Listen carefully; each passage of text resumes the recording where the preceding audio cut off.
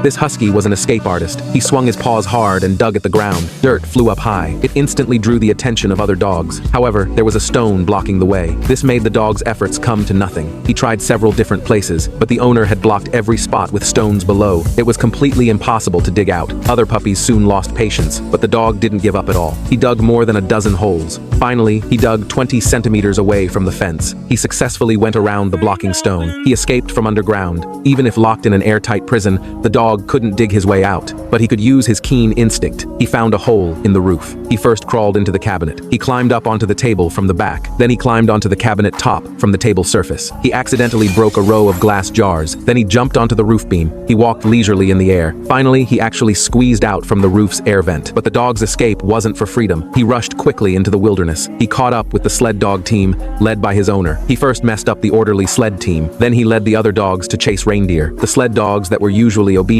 unexpectedly listened to this small dog's commands. They chased the reindeer like crazy. Finally, they completely lost control. They threw the owner into the river. After the owner came ashore, he still didn't forget to wag his tail. His eyes were full of provocation. Seeing this crazy dog was hopeless, the man sold him cheaply to a family dozens of kilometers away. He thought this would give him some peace. But a few days later, while he was training sled dogs, he suddenly heard two familiar barks from the mountaintop. The dog didn't only escape successfully a second time, he also returned from the city dozens of kilometers away. The man was very shocked. When the dog ran hard from the mountaintop to the man, he discovered something. The little guy's front paws were already bleeding. The man wanted to put the dog on the sled to rest, but the little guy insisted on running in front. He wanted to be the lead dog. So the man tried to put the dog in the last row. He let him experience being a sled dog. He also warned him, if he didn't obey again, the big dog next to him would teach him a lesson. The dog immediately became obedient, but right after that, he used his unique method. He coordinated the relationship with his colleagues. And during training, the man discovered something. This dog's speed was very fast. He moved him forward one row. After a long run, the other dogs were already tired. They were panting hard, but this one still had plenty of energy. He was like a tireless warrior. Now the man finally confirmed it.